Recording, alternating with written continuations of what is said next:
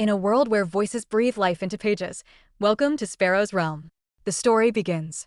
Chapter 1. Evelyn Hartmoor opened her eyes to the cold. The chill seeped through the layers of fine velvet and fur, creeping under her skin, through her bones, and into her very soul. It was not the usual crispness of early winter. No, this was a biting, cruel cold, an unnatural frost that clung to her like a curse. She blinked, her vision hazy, as she tried to make sense of her surroundings. The ceiling above her was a vaulted expanse of dark stone, etched with intricate patterns that shimmered in the faint, ethereal glow of the candles. She was lying on a heavy four-poster bed, draped in blood-red curtains. Her head throbbed. It wasn't just from the strange, invasive cold, it was as though her mind had been stuffed into a small, brittle box, and it was trying desperately to break free. "Mila," she called, though the name felt foreign, like a word on the tip of her tongue that she couldn't quite recall. She moved her hand to her face. Smooth skin. Long, dark lashes. Not her hand. She shot upright, nearly colliding with the stone columns around her. The world tilted, and she fell back, gasping for air. This wasn't her body. Not her hands. Not her face. With growing horror, she scanned the room, realizing she was in a space that felt both old and cold, like a forgotten relic of some ancient time. A flicker of memory danced just out of reach, too elusive to grasp. She knew she was not supposed to be here. But where was she? The heavy door creaked open before she could sort through her panic. A servant, a woman with sharp features and eyes that gleamed like ice, entered with a tray of food. She didn't look surprised to find Evelyn awake, only mildly curious. You're up, my lady," the woman said, her voice a soft, practiced monotone. "I'll fetch your clothes." Before Evelyn could respond, the woman turned and left as silently as she'd entered. What was happening? The air felt thick, and everything she had known seemed to vanish into a fog of confusion. She tugged at her throat, realizing the sharp dress she wore was uncomfortable and tight. A gown, a noblewoman's gown, but it felt like a straitjacket. Her mind spun. She shouldn't be here. She was supposed to be at her pediatric clinic back home, helping children and organizing medical research. She'd been doing that for years, surrounded by modern medicine, technology, and everything that made sense. So why was she lying in a castle, in a body that wasn't her own? Her heart raced, a terrifying knot of panic tightening in her chest. She reached for the edges of the bed, struggling to stand. But the moment her feet hit the floor, the cold crept up from the stone beneath her, burning through the soles of her feet. She swayed, but steadied herself, trying to force some clarity. The soft click of heels echoed in the corridor beyond the door, and Evelyn froze, watching with apprehension. The door swung open, revealing a tall figure cloaked in shadow. Even with only half his face visible, the presence of the man was unmistakable. He was powerful, dark, imposing, and his aura exuded a sense of authority that left no room for defiance. "Lady Mila," he spoke, his voice low and smooth, though there was an edge of coldness to it, like the touch of ice on the skin. He paused, eyeing her with a look that seemed almost like recognition. "You've regained consciousness early. I had expected you to remain in bed for at least another few days." Mila? Was that the name of the body she now inhabited? Evelyn's head spun again as she tried to make sense of the situation. Who are you?" she managed, her throat tight.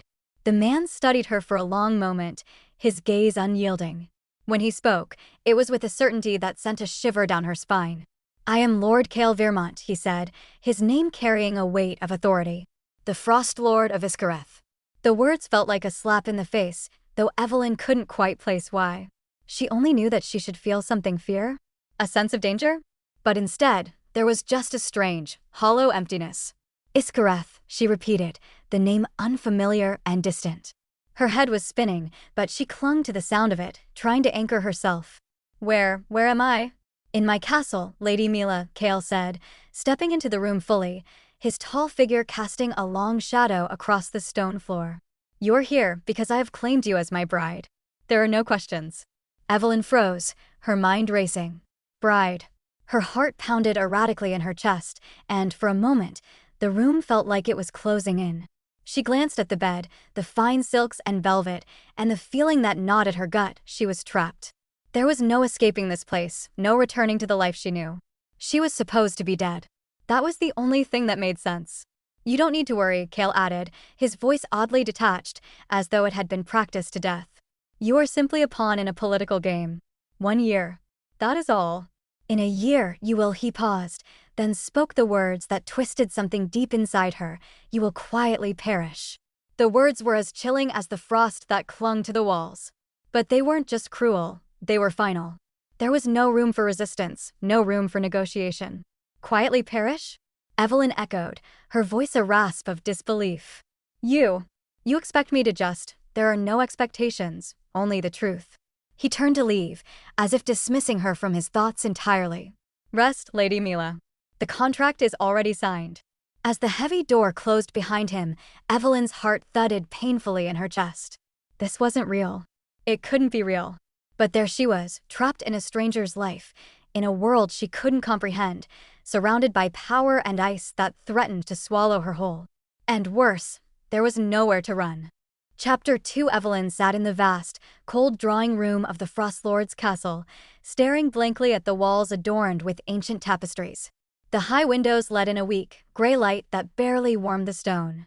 The air was sharp, tinged with the scent of winter, and something faintly metallic that made her stomach churn. She had been sitting there for hours, struggling to digest the events that had unfolded since Lord Kael Viremont had walked out of her life, no, her new life. She had learned the hard way that this was no ordinary world. Eldharyn.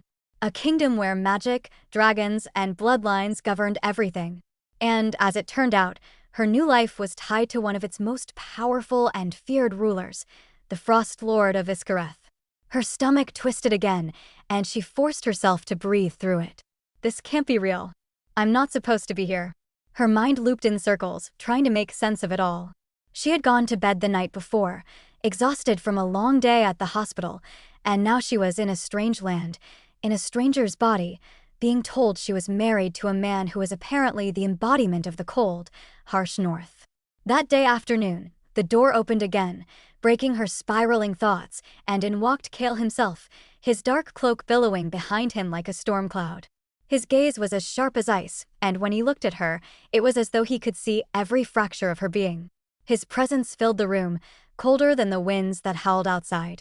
He said nothing at first, simply waiting, as if the silence itself was a test. Lady Mila, he began, his voice cutting through the quiet. I trust you've had time to consider the situation? Evelyn fought the urge to flinch at her new name. Her eyes narrowed as she stood up slowly, refusing to let him see how shaken she still felt. I've had plenty of time, she replied, her tone sharper than she intended. But there's something I don't understand, Lord Viremont. She gestured to the room, to the ancient furnishings, to the cold stone that encased them. You said this was a political contract, that I'm merely a pawn in some game, but why? Why me? And why now? Kael raised an eyebrow, almost as if he found her question amusing. But there was no humor in his eyes, only that frozen void. He approached the long wooden table that sat in the center of the room, gliding across the floor with predatory grace. The answer is simple, he said, turning his back to her, as though dismissing her once again. You are here because I have need of an heir and your family. Well, they owe me a great debt. A debt? Evelyn repeated, taking a cautious step forward. What debt? Kael's jaw tightened, and for the first time, Evelyn saw a flicker of something human, something vulnerable, pass through his usually stoic face.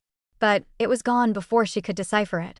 Your family, the Hartmoors, once aligned themselves with my house. A debt was incurred when they broke that alliance. A debt I am now calling in. Evelyn's head reeled. She had little memories of this body, like a puzzle missing most of the pieces. The Hartmoors? She had been born into that family, but they had long since fallen from prominence. The estate was in ruins, the name barely a whisper among the nobility. But the mention of the debt. It was as if she was a pawn in a much larger game, a game she didn't even know she was playing. So, I'm here as a means to an end, she said flatly, her fingers clenched tightly by her sides. You need me to marry you, have your child, and restore your family's honor. Kael turned sharply to face her, his eyes colder than before. Not just any child. An heir. One that can cement the future of Iskareth. And you, Lady Mila, are the best match I have. He said the words with a finality that made her stomach drop. A bitter laugh escaped her lips, and Evelyn couldn't stop herself. What am I, a broodmare to you? She asked, eyes narrowing. I'm not some noblewoman you can just claim. For the first time, Kael's lips twisted into something that might have been called a smile, though it didn't reach his eyes. "No, you are not," he said, his voice taking on an edge that made her skin crawl. "But you will become a part of this house. And you will have everything you need. Everything you want." His gaze shifted briefly, flickering over her before he added, "For a year." Evelyn froze at the mention of time. A year? Was that all? A year of marriage, a year of cold, calculated manipulation, and then what? She'd vanish, her life reduced to nothing but another forgotten tragedy. She wasn't sure what repelled her more, the thought of this, marriage, or the idea that this cold, aloof man would expect her to play along with it. "And what happens after a year?" she demanded.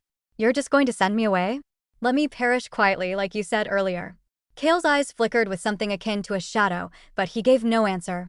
Instead, he walked toward the massive fireplace at the far end of the room and began to stoke the flames, his back to her. "When the year is done," he said softly, almost contemplative, "we will part ways. There are no illusions here. You will not be mine beyond that." Evelyn's thoughts churned, but she bit back the retort that threatened to spill from her lips. This was also surreal, too much, too soon. But one thing became clear in her mind: she had no choice. In this world, where bloodlines and magic ruled, she was caught in a trap she could not escape.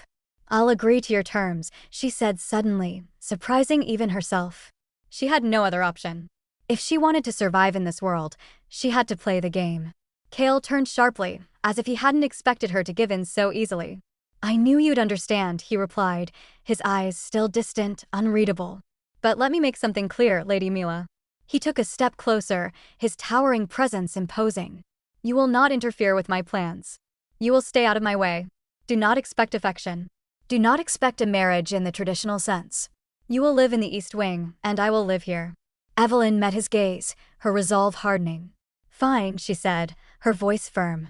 "But I have conditions too." Kael raised an eyebrow, clearly intrigued. "Conditions?" "I will maintain my medical practice," she said, her eyes never leaving his. "And I will make use of the resources here to expand it. You won't stand in my way when it comes to helping others." For a moment, Kael said nothing, his gaze calculating. Then, after a long pause, he gave a terse nod. "Very well. But remember, this is a contract, not a partnership. Do not forget your place."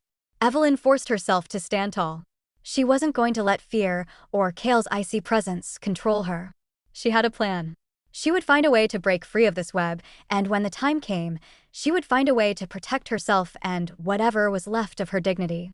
But for now, the terms had been set. Chapter 3: The East Wing of the Frostlord's castle was colder than the rest of the sprawling fortress, a shadowy place where light barely reached. The walls here were narrower, the stone darker, and the air thicker. Evelyn could feel it as she walked down the long corridor, her boots clicking on the icy floor, the weight of silence pressing in from all sides. The East Wing was a place where people rarely ventured, save for the occasional servant or errant noble. And Evelyn, for reasons she didn't fully understand, had chosen it as her new home. Since Kael had made it clear that she would be relegated to this part of the castle, it had become a strange kind of refuge. She had requested a space for her medical practice, and Kael, with his indifferent grace, had agreed. Evelyn had been there for several days now, settling into a modest suite with a view of the castle's frostbitten gardens. Her mind, at first frantic and desperate, had calmed somewhat. She had managed to arrange her medical supplies, unpacked what little clothing she had brought with her, and even found time to begin sketching a few diagrams for potential treatments she could implement in this world. The local remedies were largely herbal, but the magic of Eldharyn made even the simplest of ailments complicated. But it was in the East Wing where she had first heard it, a faint sound, like the soft patter of feet.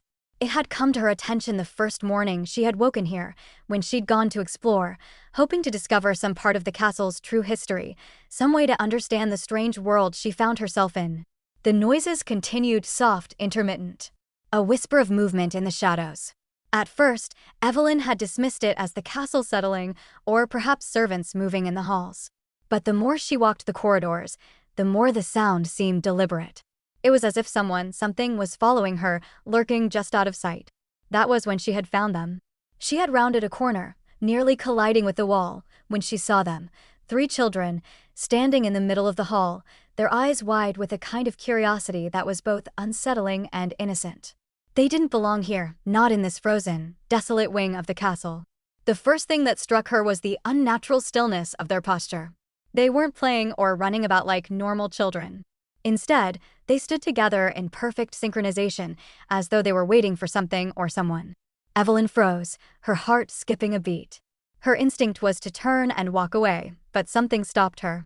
She didn't know what drew her closer, but she felt it nonetheless. The eldest of the three, a boy with striking azure eyes that seemed to shimmer even in the dim light, was the first to speak. "Are you the new one?" he asked, his voice soft and calm, though there was an edge to it that made Evelyn pause. He was no older than 12, but his gaze was piercing. Too old for his years, Evelyn thought. His clothes, simple yet oddly out of place for a child of this castle, looked as if they were woven from mist, faintly glowing. Evelyn's mind raced. "Yes," she replied slowly, her voice shaking slightly. "I'm Lady Mila." The boy tilted his head, as if considering this. "Lady Mila. That's your name." He said it like a question, though it wasn't. There was a strange certainty to his words. "I'm Evelyn," she said, instinctively giving her real name, before quickly adding, "And who are you three?" The boy looked at her, his expression unreadable. "I'm Auroras," he said, gesturing toward the girl standing beside him. She was a little shorter than him, with wild curls and eyes that gleamed a deep, aquamarine color. "This is Mira," he continued, nodding toward her. The girl gave a small, almost hesitant wave, but her eyes never left Evelyn's face. "And this is Finn," Auroras added, pointing to the youngest of the three. Finn was curled up next to Mira, eyes closed, his hands clutching a small stone. His skin glowed faintly, like the soft golden light of dawn, and his expression was one of utter calm. "He doesn't speak much." Evelyn knelt down, her gaze softening. "You all live here?" she asked, her voice gentle despite the swirling confusion in her mind. These children didn't belong in this cold, desolate part of the castle. She could feel it. There was something strange about them, something beyond their unnatural stillness. The three children exchanged a look, a silent conversation passing between them. "We're not supposed to be seen," Auroras said quietly, his gaze flicking nervously toward the shadows as if checking for any eavesdroppers. "But we're here, and we don't have anywhere else to go." Mira shifted nervously, her fingers curling around the edge of Auroras' sleeve. "The Frostlord doesn't like when we show ourselves," she added in a small, almost apologetic voice. Evelyn's heart twisted. The Frostlord? Kael had children? 3 of them, hidden away in this freezing wing of the castle. Before she could ask more, Auroras took a step forward, his expression hardening. "Don't tell him," he said, his voice low but commanding. "Please." The plea was almost too much for Evelyn. She understood what he was asking, and it tore at something deep inside her. These children, his children, were clearly living in fear, isolated from the world. They needed help, but it was more than just medical care. There was a history here, a hidden truth that Evelyn could not yet comprehend. "I won't tell anyone," she said softly, her voice filled with a conviction she didn't fully understand. The children relaxed, just slightly, though the air between them still felt tense. "We need you," Auroras whispered, the words barely audible. "The Frostlord doesn't care for us. But you're different." He paused, his gaze intense.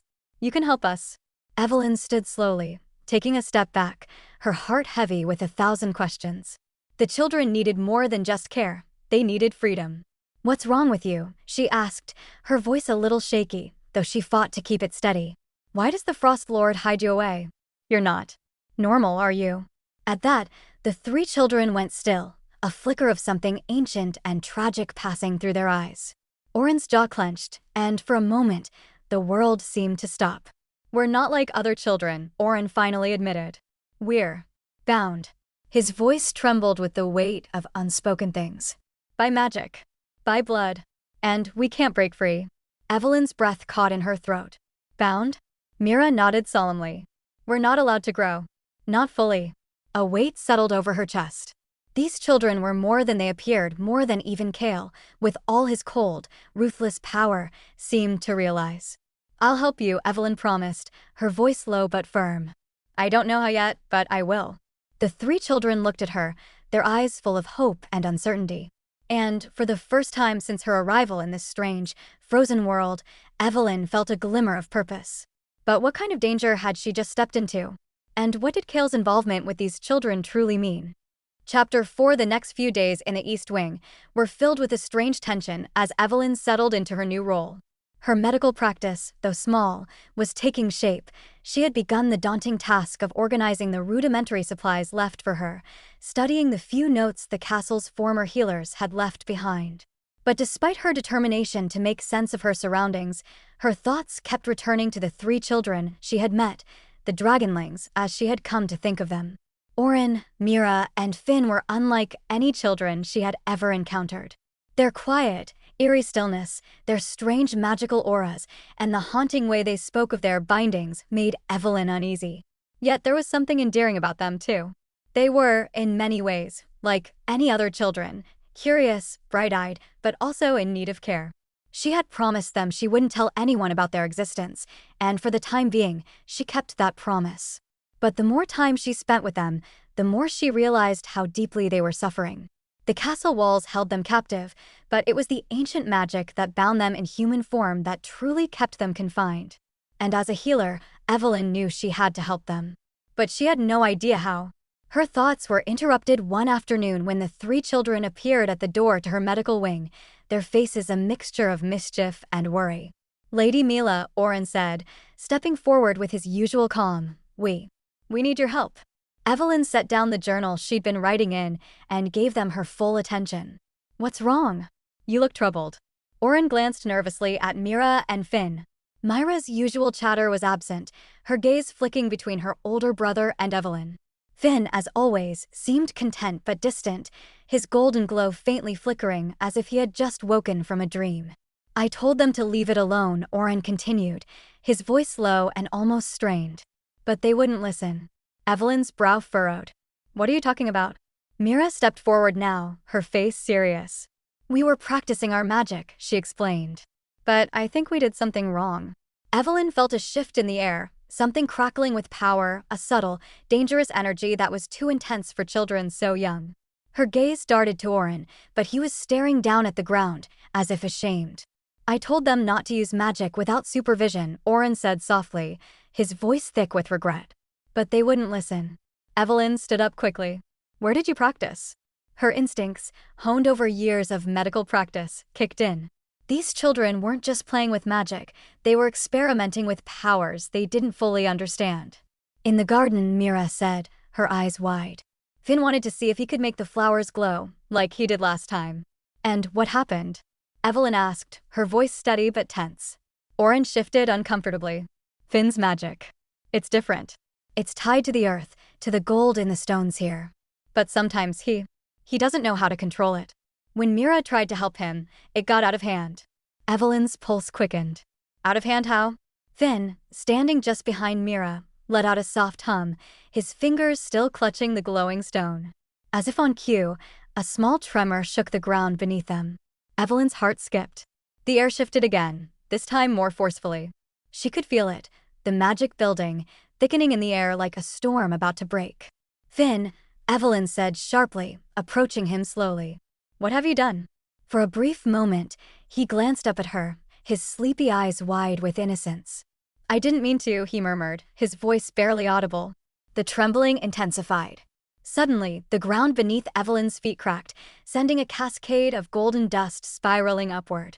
The walls seemed to vibrate with energy, and Evelyn's breath caught as the air itself grew thick and heavy, like something was pushing against her chest. A swirling vortex of earth magic erupted from the stone beneath their feet. In that instant, it felt as though the entire wing of the castle was alive, thrumming with raw power. Evelyn's first instinct was to protect the children. Without thinking, she threw herself toward Finn, shielding him with her body. "Enough," she cried, her voice sharp and commanding. "You have to stop." For a split second, there was nothing but chaos. The air crackled, the tremors increasing in intensity. And then, just as suddenly as it had begun, everything went still. Evelyn blinked, disoriented, as the last of the golden dust settled around them. The magic was gone, vanished. The stone under her feet returned to normal, and the oppressive weight in the air lifted. But the tension lingered, thick and palpable. Finn, wide-eyed, looked up at her with something like panic in his gaze. "I'm sorry," he whispered, his voice small. Evelyn exhaled slowly, her body trembling with the aftershock. The children, all 3 of them, stared at her, waiting for some kind of reaction. Auroras was the first to speak. "I didn't know what to do," he said, his voice strained. We just wanted to try. To practice. But I didn't think it would cause this. Mira stood silently beside him, wringing her hands. We didn't mean to scare you. Evelyn took a deep breath, letting the tension in her shoulders ease. Despite the shock of the moment, she could feel the immediate need to remain calm. These children were confused and frightened. They didn't understand the consequences of their actions. She had to be patient. It's all right, she said, her voice softening. It's just that. Magic like that is dangerous when you don't know how to control it. You need to be careful, especially with the magic inside you. The children exchanged uneasy glances. We don't know how to control it, Oren admitted quietly, his voice full of sorrow. I try to keep them in check, but sometimes it gets too much. He looked down at Finn, his expression conflicted. We shouldn't be here. We should have never come to this castle. It's too dangerous for us. Evelyn knelt in front of Finn, taking his small, trembling hands in hers. You're not bad, she said softly. You're not doing this on purpose. But the magic inside you is tied to something older, something powerful. And when you don't understand it, it can hurt you. Or others. Finn's lips trembled, but he nodded, trying his best to suppress the tears welling in his eyes. Oren turned to Evelyn, his face set with determination. Will you help us? He asked, his voice quieter now, but full of hope. Will you teach us? We don't know what to do. We just want to. We want to be free. Evelyn swallowed hard, her chest aching with a mixture of sympathy and guilt. These children weren't just magic-bound, they were trapped by their own power, a power that, when left unchecked, could tear the world around them apart. I'll do what I can, she said finally, her voice steady. But you need to promise me something. She looked at each of them in turn. You have to listen to me. No more magic without supervision. You have to learn control. That's the only way you'll be safe, and everyone around you will be safe. Oren's eyes softened, and for a brief moment, the hard edge around him seemed to disappear. We'll listen, he promised. Evelyn nodded, feeling the weight of her responsibility settle firmly on her shoulders. The children's futures were now intertwined with hers. She didn't know how she would break their bindings, or what exactly Kael had done to them, but she was going to find out. And in the meantime, she would protect them. Because if anyone could save these children, it would be her. Chapter 5. The frost outside was biting, and even though the cold was a constant companion in the fortress of Iskareth, Evelyn had begun to grow accustomed to it. There was something strangely comforting about the relentless chill, the way the air froze your breath and sharpened the world into crystalline clarity. It had become her backdrop, the stark reality against which all else took shape. But today, that quiet, frigid world was interrupted by a sudden visitor. The kind of visitor who never seemed to knock, but instead simply appeared, one who seemed to freeze the very air with his presence. Evelyn had been in the East Wing, as usual, working with the dragonlings. They had spent most of the morning trying to teach Finn how to control his magic, though her progress was slow. The boy had such a deep connection to the earth and stone around him, but his control was erratic, as though the power he wielded was too wild for even his own hands to tame. Mira had been quieter than usual, her gaze distant, as if something was troubling her. It was during one of these lessons that the doors to the East Wing were flung open with a force that made the children jump. Evelyn looked up, startled, her heart skipping a beat as she saw who it was. Kael. The Frostlord stood framed in the doorway, tall and imposing, his figure as cold and commanding as the mountain peaks that loomed outside the castle. His silver hair shimmered like a storm cloud under the dull light, and his piercing blue eyes scanned the room with such intensity that it felt as if he were seeing through her very bones. He was dressed in a long, dark cloak embroidered with frost patterns, and his presence seemed to drain the warmth from the room, leaving a faint chill in the air. Evelyn had grown used to his coldness in their few brief interactions, but there was something different about him today. Something in his posture, tight, controlled, as if he were holding something back. Lady Hartmoor, Kael's voice was deep, a low rumble that sent a shiver down her spine. I trust I'm not interrupting anything important? His eyes flicked to the children, and Evelyn could see the subtle shift in his expression. His lips tightened, and his gaze lingered on Oren, Mira, and Finn with something akin to disapproval. Evelyn's instinct was to shield the children from his gaze, to protect them from the underlying hostility she could feel rising in his aura. We were just finishing, my lord, Evelyn replied, trying to keep her voice steady. The children were practicing their magic. Kael's eyes narrowed. Magic. He said the word as though it were a curse. Is it truly wise to let them practice on their own, Lady Hartmoor? Magic of that caliber is not something to be trifled with. Oren stepped forward before Evelyn could respond, his calm demeanor never faltering. "We're learning, father," he said, his voice as composed as ever. "Lady Hartmoor is helping us." Kael's gaze snapped to Oren, and for a moment, it was as though the air between them froze completely. Oren held his father's stare with quiet strength, though there was a subtle tension in his shoulders, a barely noticeable clenching of his fists. "You shouldn't be encouraging them," Kael said, his voice suddenly colder. His gaze shifted from Oren to Evelyn, his eyes hardening. "Especially you, Lady Hartmoor. You don't know what you're dealing with." Evelyn's heart skipped a beat. She didn't flinch under Kael's gaze, but inside, 1,000 questions stormed her mind. What did he mean? What was she dealing with? She had known that the children's magic was dangerous, but she hadn't expected him to be so openly hostile about it. "I'm not encouraging them to do anything reckless, Lord Kael," Evelyn said evenly, her voice firm. "I'm simply helping them understand their powers. It's the only way to ensure they don't hurt themselves or anyone else." Kael's lips twisted, a faint sneer pulling at the corners of his mouth. "And you think you can help them?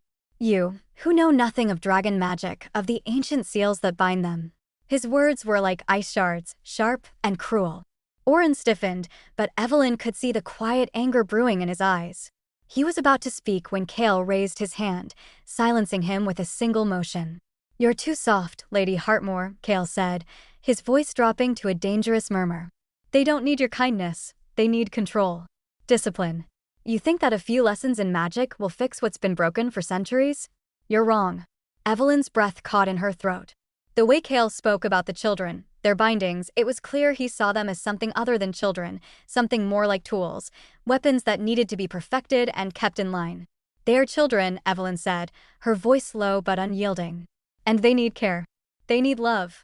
Kael's icy gaze turned sharp. "Love." His laugh was devoid of humor, more like the sound of ice cracking under pressure. "Love doesn't fix what's broken in them. Discipline, power, control, that is what they need. That is what the Dragon Lords needed before they were sealed away, and it is what the bloodlines of this empire have always relied upon." Evelyn felt a pang of confusion twist in her chest. Kael's words didn't make sense. He had children, these children, but he spoke of them like they were nothing more than weapons, cursed to be controlled by force. "I understand you're worried about them," Evelyn said slowly, her gaze unwavering, "but they need more than just power. They need someone who sees them for who they are, not what they represent. They're not just a tool to be wielded." Kael took a step forward, his presence suffocating the room. The air grew colder, and Evelyn could see the flash of something dangerous in his eyes, something primal. "Do not presume to tell me how to raise my children, Lady Hartmoor," Kael growled, his voice like a rumbling storm. "You're here on my terms. You live in my house. And I will not stand by while you coddle them." Oren stepped forward again, his voice quiet but firm. "We need help, father. We need her." Kael's expression flickered, but only for a moment. His eyes softened briefly when they met Oren's, but that softness was gone before Evelyn could even fully register it. With a sharp intake of breath, Kael straightened, his expression turning cold once more.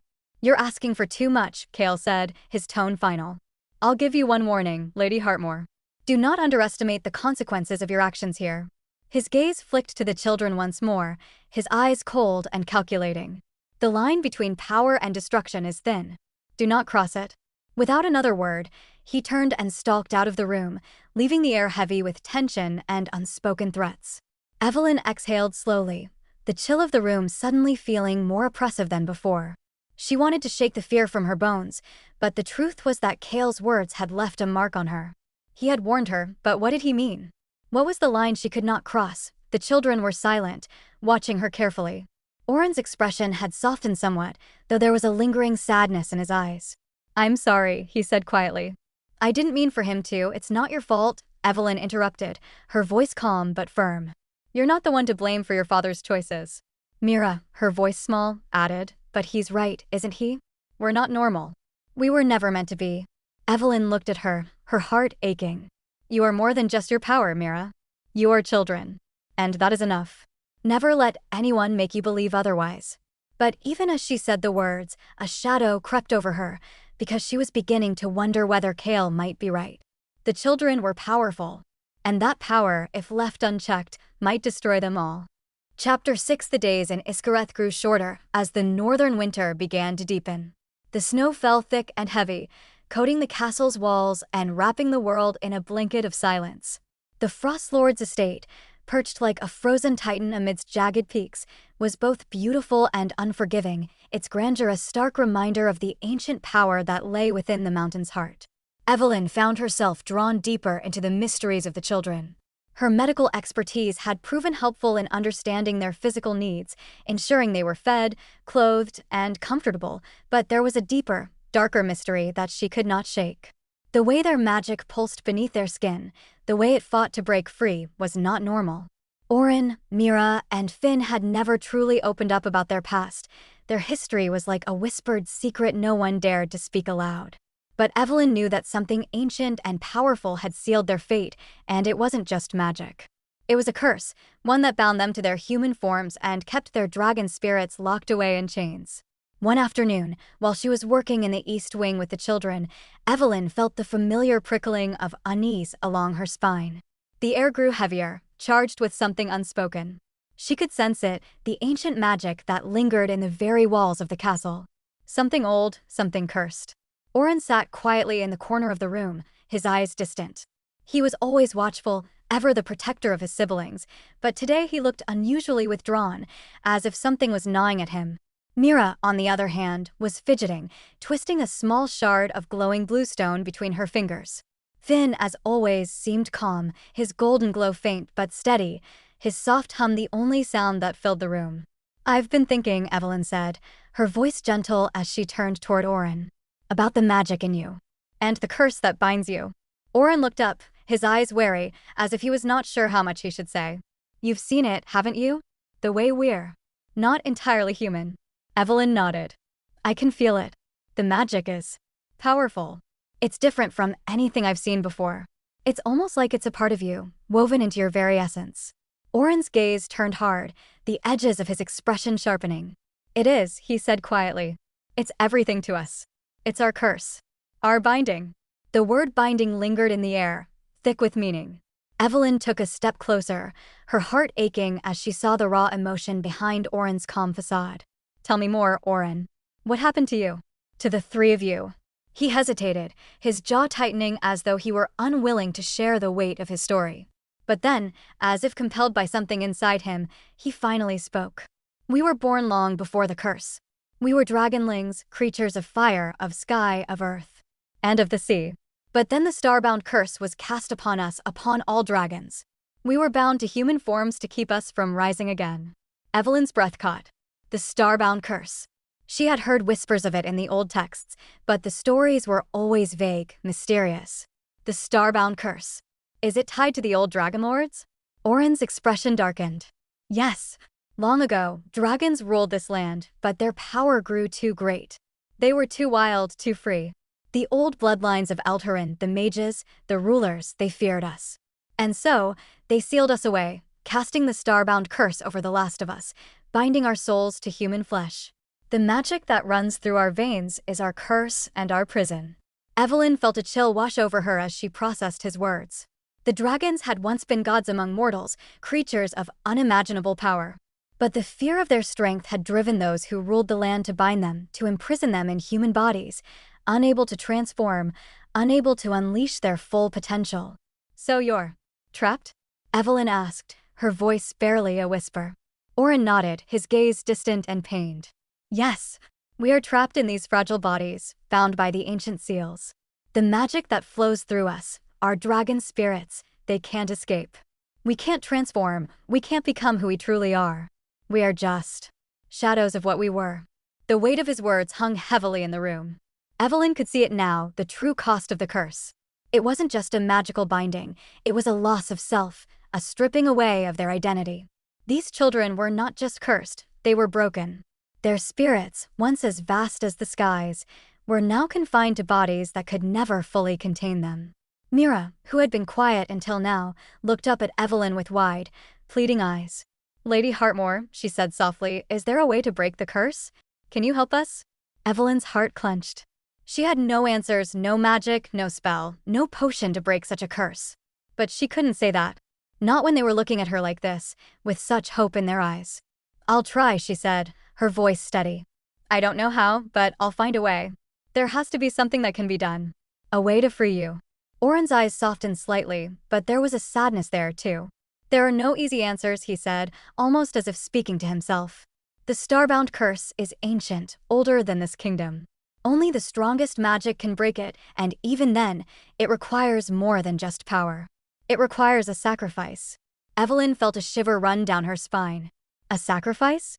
Oren nodded, his face darkening with the weight of unspoken knowledge. Yes. The magic that binds us is tied to something else, something deep in the heart of Eldharyn, in the starbound peaks.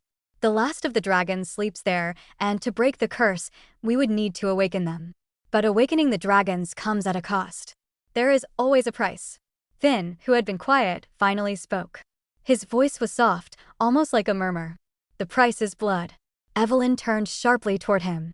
What do you mean? Finn's eyes were wide, his golden glow flickering. The magic that binds us binds all dragons. It's tied to the bloodlines of Eldharyn. To awaken the dragons, we'd have to bleed for it. We'd have to spill our blood to free them. The room grew silent, the weight of Finn's words sinking into the air like a heavy stone.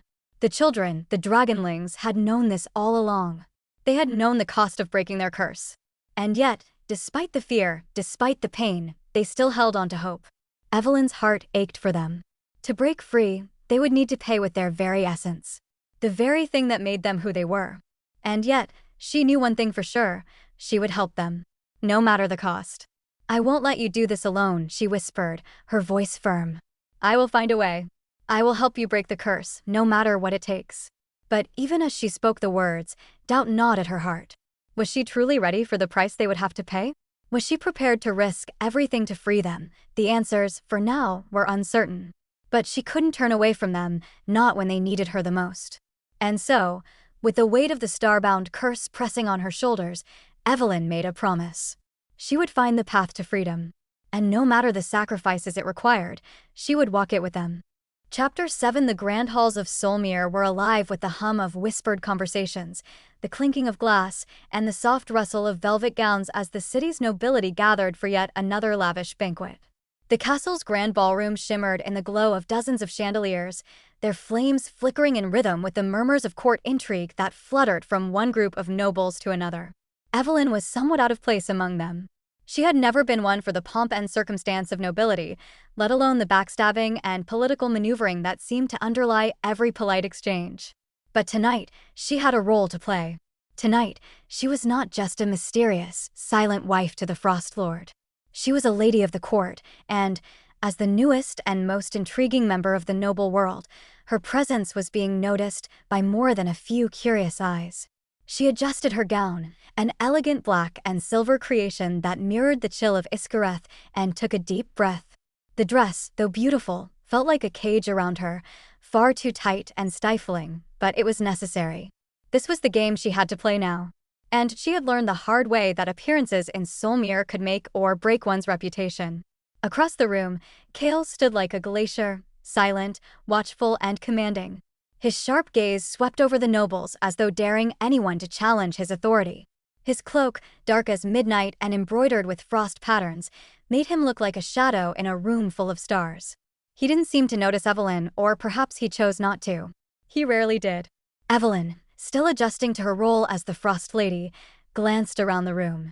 The nobles were well-dressed and polished, but their smiles didn't reach their eyes. Beneath the glittering surface of wealth and prestige, there was always a layer of tension, a fear of betrayal, a hunger for power. She had learned quickly that in Solmere, trust was a commodity few could afford. Her eyes lingered on the high table where Kael sat, the seat beside him empty. As usual, she was left to navigate the crowd alone, a pawn in a game she had yet to fully understand. As she tried to discreetly make her way through the crowd, her gaze swept over the faces of the noble families. Some were familiar from previous visits, while others were new, each wearing their masks of politeness, pretending that nothing was amiss. That was when she noticed him. A man at the far end of the ballroom, his face half obscured by a deep hood. He was tall, built with a lean grace, and his posture was off. Too stiff, too controlled. Evelyn's instincts screamed at her, warning her that something was wrong. She could sense the tension in the air, the subtle shift in the atmosphere as people moved out of his way, but not out of respect. It was fear. She watched as he stood still, his eyes scanning the room, and a chill ran down her spine. Something about him was wrong, something that set him apart from the usual crowd of well-dressed courtiers. She could almost feel his presence closing in around her like a tightening noose. A movement caught her eye, a flicker of silver as a waiter passed by, carrying a tray with wine glasses. But it wasn't the wine she was focused on. It was the dark vial hidden beneath the napkin in the waiter's hand, the barely perceptible glint of something deadly, something poison-laced. Her heart raced. Evelyn had been trained in medicine, yes, but she had also been trained to recognize danger when it was near. She was no stranger to trauma care, to responding in emergencies, and she knew the telltale signs of poisoning. The man, the waiter, was heading straight toward Kael's seat. Evelyn's thoughts flashed to the previous days, to the whispered rumors about Kael's enemies within the court. It wasn't just his icy demeanor that made him unpopular.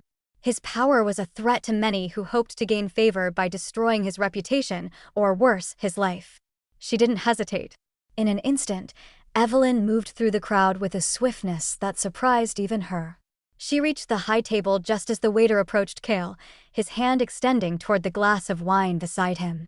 The crowd around them was oblivious, lost in their conversations, but Evelyn's eyes were locked on the man's every move.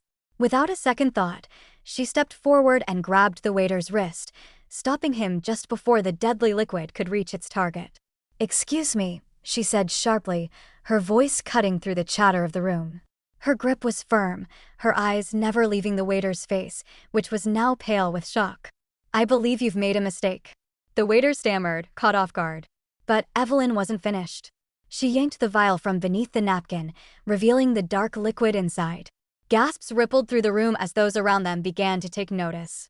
The man's eyes widened in panic, his hand twitching as if he might try to strike out, but Evelyn was already ahead of him. She slammed the vial onto the table with a loud crack. "I've seen this before," she said, her voice steady but commanding. "This is poison. And you were about to serve it to my husband." The entire ballroom fell silent. Kael's gaze was a blade as it snapped to her, his icy blue eyes narrowing with both disbelief and fury. The nobles around them took a step back, their eyes darting nervously from Evelyn to the Frostlord. For a moment, everything seemed to freeze. Then Kael spoke, his voice cold and dangerous. "What is the meaning of this?" The waiter, realizing the danger he was in, immediately dropped to his knees, his hands trembling. "My lord, I was only following orders. Please." I didn't mean to." Silence, Kael thundered, his voice like thunder crashing through the room. Evelyn, still holding the vial tightly in her hand, stepped back slightly as Kael's attention shifted fully to the trembling man. She could feel his gaze on her, sharp and calculating, and though he had never shown her gratitude for anything, she could sense the flicker of something beneath his icy exterior. The Frostlord turned his gaze toward the crowd. "Who gave this man the order?" His voice was low, but the fury in it was unmistakable. No one spoke. The silence in the room deepened as each noble eyed the others, suspicion and fear hanging in the air. Evelyn took a step forward, her voice unwavering. "This was no accident, my lord. There's more to this than just a simple plot. Whoever sent this man is trying to weaken you, eliminate you." Kael's eyes flicked toward her, and in that moment, she could have sworn there was something more than anger in them. A glimmer of appreciation? But it was gone in the next heartbeat, replaced by his usual cold calculation. "Take him away," Kael ordered, his tone final. As the guards moved forward to apprehend the waiter, Evelyn's mind raced. This was only the beginning. She had only just arrived in Solmere, and already, she was entangled in the treacherous web of court politics. But even more concerning was the realization that Kael's enemies weren't just after him. They were after them, her and the children. And if they were willing to poison him, what would they do next? "Are you unharmed?" Evelyn turned to Kael, her voice softer now, though the tension between them remained thick. He didn't respond right away, his gaze focused on the scene unfolding before them. His lips were thin, his expression unreadable. But when he finally looked at her, his eyes were dark, filled with a mix of emotions that Evelyn couldn't fully decipher. "I am fine, Lady Hartmoor," Kael said, his voice quieter than before, though the usual frost remained. "But you have my thanks." Evelyn's heart skipped a beat at the words. She had never heard him speak so openly, so directly. But as quickly as the moment came, it passed, and the cold exterior returned. "Stay close," he said, his tone sharp. "We're not finished here yet." And with that, he turned, leaving Evelyn standing in the midst of the now quiet crowd. The dagger of danger still hovered over them, but for the first time since her arrival, Evelyn felt something other than fear in the Frostlord's presence, something she hadn't expected. Maybe, just maybe, there was a chance for them after all. Chapter 8. The days following the failed assassination attempt were steeped in tension, though none dared to speak of it openly. Samara's noble court was a place of delicate balance, where every word, every glance, could carry weight far beyond its immediate context. Yet beneath the polished facades of the nobles, the whisper of danger lingered, like a storm cloud gathering in the distance. Despite the constant undercurrent of unease, life at the Frostlord's estate in Solmere resumed with a strange sense of normalcy. The grand banquet had come and gone, and although the threat against Kael had not disappeared, it seemed to have faded into the background of courtly affairs. At least for now. Evelyn, however, couldn't shake the feeling that the true danger was not in the poisoning attempt itself, but in what lay beneath it. The whispers of court politics, the shifting alliances, and the subtle machinations of the noble families, all of it made her skin crawl. She wasn't sure she could trust any of them. Still, she had a role to play, whether she liked it or not. Kael had made it clear in his own way that her presence here mattered, even if his demeanor never seemed to change. The Frostlord, cold as ever, maintained his distance, but his actions spoke louder than his words. Evelyn had noticed it more in the past week, his subtle, almost imperceptible acts of kindness. Little things. The way he would adjust the temperature of the room before she entered, ensuring that she was always comfortable in her surroundings, the soft hum of frost magic that would dissipate whenever she was near. The guards, who had once been stern and distant with her, now treated her with a certain degree of respect, as if Kael himself had given them a silent order to do so. But there was something more to it. Something she couldn't quite place. The evening after the banquet, Evelyn found herself alone in the East Wing, organizing the children's medical supplies. Oren, Mira, and Finn were all at their lessons, and for the first time in days, Evelyn had a moment of peace to collect her thoughts. The door to the East Wing creaked open, and before she could turn, she knew who it was. His presence, cold, powerful, but oddly comforting, filled the room. "I trust you're not overworking yourself, Lady Hartmoor." Kael's voice, as always, held a note of authority, though today it seemed softer, less distant. Evelyn turned to face him, a flicker of surprise passing through her. "I'm hardly overworked, my lord. But thank you for your concern." Kael didn't respond to her light sarcasm. Instead, his eyes studied the shelves, the neatly organized bottles and vials, and then, almost as an afterthought, he said, "I've made arrangements for a new shipment of supplies. You'll have everything you need in the coming days." Evelyn raised an eyebrow. "I appreciate it, but there was no need to. It's been done," Kael interrupted, his voice firm, yet without the usual frost. "I had a feeling your methods might require additional resources." He paused, as if considering something. "And there's another matter I'd like to discuss." Her curiosity piqued. Evelyn set the vial she was holding down on the counter. "What matter?" Kael stepped closer, the faintest hint of uncertainty in his posture, something she had never seen before. He reached into his cloak and pulled out a small wooden box.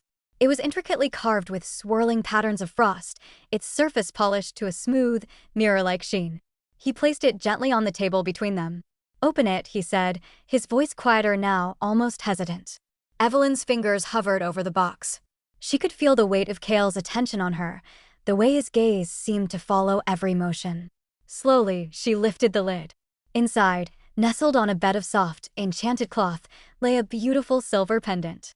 The shape of a dragon, its wings unfurled, its body coiled with intricate detail. A gem, a sapphire, was set into its chest, glowing faintly with the same eerie blue hue that Oren's eyes sometimes took on. She was taken aback by the beauty of it, but also by the weight of the gesture. Kael didn't do things like this. He didn't make gifts. "Kael," she paused, unsure how to phrase her gratitude. "This is extraordinary." "It's not much," he replied quietly, his tone almost defensive, as if uncomfortable with the attention. "It's more than enough," Evelyn said, her voice softer now. She carefully picked up the pendant, the cool metal warm against her fingertips. "But why?" Kael seemed to search for words, as if uncertain how to express what was on his mind. "It's a token. A symbol," he said, his gaze finally lifting to meet hers. "Of my appreciation for your work here, for your help with the children, and for what you did during the banquet." His words hung in the air between them, heavy with meaning. Evelyn couldn't help but feel a flutter in her chest at his sincerity, something she hadn't expected from the Frost Lord. "I only did what was necessary," she said, looking down at the pendant again, the soft glow of the sapphire pulling her in. "Yes," Kael agreed, though there was a strange softness in his tone. "But it was more than just necessary. You saved my life. You could have stayed out of it. You didn't have to intervene." Evelyn felt her cheeks warm under his gaze. "I couldn't just stand by." Kael nodded, his eyes scanning her face with an intensity that was almost disconcerting. "That's why I trust you, Lady Hartmoor." She froze at the words. Trust. The words seemed to hang between them, a bridge spanning the gap that had always existed, an unspoken chasm between them. And for the first time, Evelyn began to wonder if it was possible. If it was possible that Kael, the icy lord of Iskareth, might truly be starting to trust her. But before she could respond, the sound of footsteps echoed in the corridor outside, and the moment seemed to shatter. Kael turned sharply, his cold exterior snapping back into place as the door to the east wing opened. One of the servants entered, her expression hurried. "My lord, there's a letter for you from the court." Kael didn't acknowledge the servant, instead nodding toward the box. "Keep it," he told Evelyn, his voice already returning to its usual frosty tone. "Consider it a token of my respect. Use it if you need to." He gave her a final, long glance, his expression unreadable, before he turned and strode out of the room, his presence receding as quickly as it had arrived. Evelyn stood in the silence, the pendant still resting in her palm. She had no words for what had just transpired, no words for the unspoken layers of meaning in Kael's gift, in his quiet confession of trust. She had expected nothing from him, but he had given her something that, in this cold world of politics and schemes, seemed almost impossible to believe. Trust. It was the rarest gift of all. For a moment, Evelyn's fingers lingered over the pendant, the sapphire glowing softly in the dim light. She had no idea what the future held, no idea what dangers would rise in the coming days. But one thing was certain, she wasn't alone in this. Not anymore. And for the first time since she had arrived in Eldharyn, Evelyn felt something stir within her, a hope, however faint, that maybe, just maybe, she was beginning to find her place in this strange, fractured world, even if it meant facing the storm that was still to come. Chapter 9. The soft glow of the evening sun filtered through the tall windows of the Frostlord's grand hall, casting long shadows across the stone floors. The air was crisp, as it often was in Solmere, but there was an unmistakable hum of tension hanging in the atmosphere. Tonight, Kael was hosting another of his infamous gatherings, a banquet of high-ranking nobles, influential figures from the court, and a few select guests who had managed to earn his favor. As always, Evelyn felt out of place. She had spent most of the afternoon preparing, her mind consumed with the familiar tasks of medical care for the children. The dragonlings Auroras, Mira, and Finn had been growing steadily, but each of them carried an aura of mystery that seemed to shift with every passing day. As their guardian, Evelyn had begun to notice patterns in their behavior, strange pulses of magic that accompanied their emotions and their needs. Mira, who could control water, would often be found near a source of water, playing with the river in the courtyard or gathering mist from the gardens. Auroras, the eldest, was quiet, always with a protective watchfulness that had earned him her trust. But Finn, the youngest, was the most unpredictable. He glowed when he was happy, his golden aura lighting up the room with a warmth that felt out of place in the ever-frosted halls of Iskareth. Tonight, however, Evelyn was not focused on them. The time had come for her to present herself more fully in the court. She was, after all, the Frostlord's wife, and no matter how much she wanted to escape the spotlight, it was her role now. But that didn't mean she had to surrender herself to the court's expectations. There were lines she wouldn't cross, and one of those lines was drawn firmly around her children. As the nobles began to filter into the ballroom, Evelyn found herself at the edge of the room, a glass of wine in hand, trying to stay out of the way of the endless politicking. She had made an effort to learn their names, their titles, their families. But it felt like an endless game of masks and pretensions. None of them truly saw her, not the way Kael did, or rather, the way he had started to. Noblewomen at the far end of the room. They were gathered in a tight circle, whispering behind fans and veiled expressions. Duchess Savannah of the Windale family. The woman's smile was as sharp as a blade, and her eyes flickered toward Evelyn as she spoke with her companions, her lips curling in something like disdain. Evelyn sighed inwardly. She had seen the way Savannah had looked at her ever since her arrival. The Duchess was everything Evelyn despised in the nobility, calculating, manipulative, and quick to seek an advantage. She had already tried to worm her way into Kael's good graces, and the icy reception she had received was only making her more determined. Evelyn had already overheard snippets of conversation about her, whispers of the Frostlord's mysterious new wife, a woman from the heart of the kingdom, who dared to step into a world she didn't belong in. "They don't like me, do they?" Evelyn muttered. More to herself, Evelyn felt a flash of anger at the cruelty of it, but she kept her expression neutral. Savannah and her ilk were playing a dangerous game, but they hadn't counted on the dragonlings, or her, for that matter. The conversation around her began to shift. A loud voice boomed from across the room, and she turned to see a tall, aristocratic man striding toward her, Lord Yerrick of the Karoth family, a known mage and political player in the capital. His expression was friendly, but there was something too eager about his smile. Lady Hartmoor, how delightful to see you," he said, bowing low with exaggerated politeness.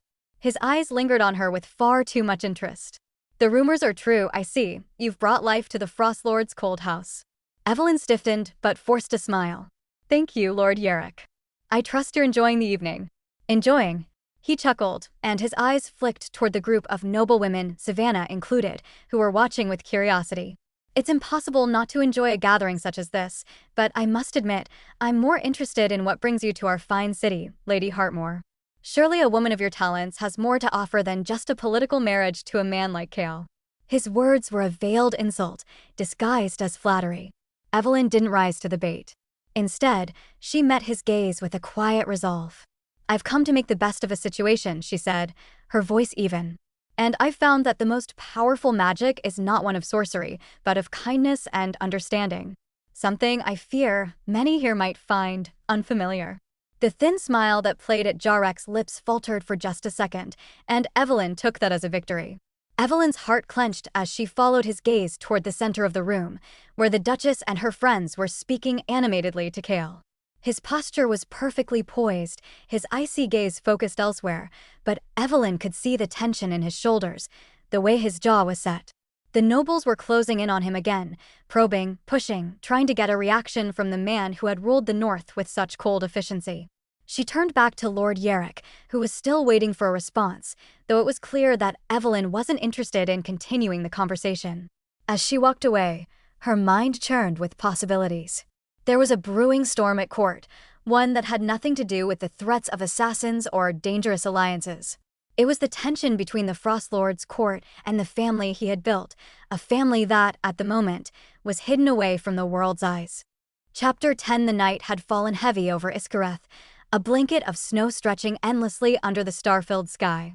The northern lights, with their ethereal green and violet dance, painted the heavens in a swirling display of magic that seemed to match the quiet chaos brewing within Evelyn's heart.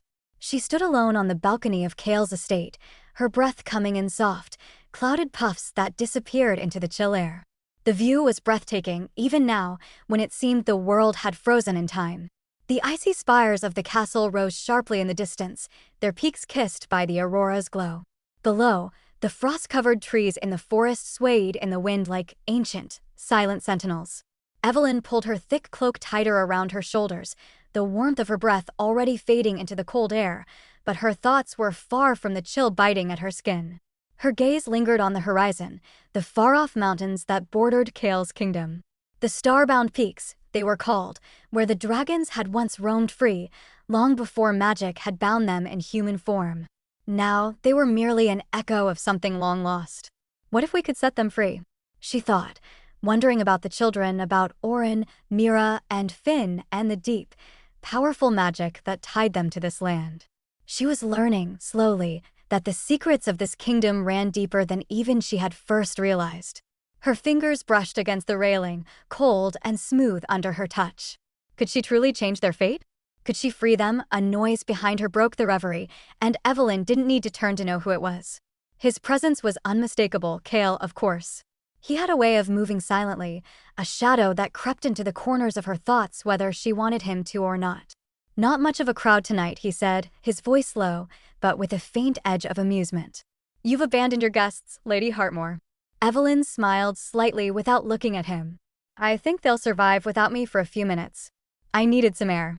There was a brief silence, then Kael's footsteps moved closer, the faint crunch of snow beneath his boots sounding louder in the quiet night. She felt his presence beside her, the warmth of his body cutting through the cold, but he did not speak for a moment. Instead, his gaze lifted to the sky, following the same path she had before. The northern lights danced, mesmerizing in their unpredictability, and for a moment, Evelyn forgot about everything: the scheming nobles, the court intrigues, the precarious balance between her and Kael. She just was. But then Kael spoke again, this time his tone softer, though no less commanding. "You haven't asked me about the children, Evelyn. About their past." Her heart skipped. She didn't need to look at him to know that his words carried weight. "They always did." "I've asked, but you've never been forthcoming," she replied carefully. "I know their magic is tied to something ancient. But I don't understand why you've kept them hidden." Kael was silent for a long moment, as if weighing whether to share this secret with her, and Evelyn didn't press him. She had learned long ago that Kael didn't speak unless he was ready. "I didn't want them to be used," he said quietly, his voice holding a rare hint of vulnerability. "The world would want to harness them, to exploit their magic. They're more than just children. They're the last of the dragons. They're spirits bound to human forms. And the world would kill to have that power." Evelyn turned slowly, meeting his gaze for the first time in what felt like ages. His expression was unreadable, his face a mask of icy composure. But there was something there, hidden just beneath the surface, something raw and untamed, as if the past he had buried so deeply was threatening to rise again. "You're protecting them," she said softly, her voice not a question, but a simple statement of truth. "Yes." Kael's answer was almost a growl, and the sharp edge of his tone made Evelyn flinch slightly. She hadn't expected him to let down his guard like this, certainly not to her, the woman he had married out of convenience. But here they were, standing together in the heart of his fortress, surrounded by the weight of their shared secrets. Evelyn took a step closer to him, feeling the space between them narrow, the crackling tension that had existed since their first meeting settling into something different, something more fragile, yet strangely unbreakable. "Kael," she said, her voice trembling just slightly despite her best effort to keep it steady, "I've already made up my mind. About them. About us. I want to protect them too. I will protect them." His eyes flicked toward her, narrowing slightly, as if he couldn't quite believe what he was hearing. "It's not just about protecting them, Evelyn. It's about controlling their power. The world won't let them live freely. They'll try to use them, to bind them with magic or worse." "I know," Evelyn said, nodding. "But I won't let that happen. I've seen enough of the world to know that not everyone is out for power. Some of us just want peace." Kael's lips twitched, almost as if he were about to smile, but the emotion didn't quite reach his eyes. "You're naive," he said with an odd tenderness, as if he was both scolding her and admiring her at the same time. "I've lived in a world of doctors, not warriors," Evelyn said quietly, "but I've learned that even in the darkest places, light can survive. Maybe not in the way we expect it to, but it can." There was a long pause, and then Kael spoke again, his voice carrying the weight of a man who had seen too much loss in his lifetime. "I've spent my life alone, Evelyn. Cold. Calculating. And the only thing that's ever kept me going is the promise of power. The promise that I could protect what was mine. But I've learned that even power doesn't guarantee safety. The world doesn't work like that." Evelyn could feel the sorrow in his words, could almost taste the bitterness that clung to them. She stepped closer, her hand brushing against his, a simple touch that felt like a lifeline in the growing storm between them. "I'm not asking for guarantees, Kael," she whispered. "I'm asking for a chance to build something better. Something different." Kael was silent for a long time. The only sound between them was the wind howling across the snow, the aurora shimmering above them in an endless dance of lights. Finally, Kael turned toward her, his gaze intense and searching. The coldness that had once defined him seemed to melt away in that moment, replaced by something far more complex, an emotion that was part fear, part longing. "Do you really believe that, Evelyn?" he asked, his voice barely above a whisper. "Do you believe that we can change what's been done? Do you believe in us?" Evelyn's heart thudded in her chest, the weight of his question pulling her closer to him, closer to the edge of everything they had been fighting against. "I do," she said, her voice strong now, unwavering. "I believe in us. In this family. In you." For a moment, there was only silence. Then, in the glow of the northern lights, Kael leaned in, his lips brushing against hers in a kiss that was as fierce as the storm itself, full of hope, full of power, and full of something they had both been denying for too long. When he pulled back, his breath coming in quick, shallow gasps, Evelyn looked up at him, her heart racing, her thoughts swirling. "I won't lose you," Kael whispered, his forehead resting against hers. "Not again." Evelyn smiled, the weight of their shared promise hanging between them like an unspoken vow.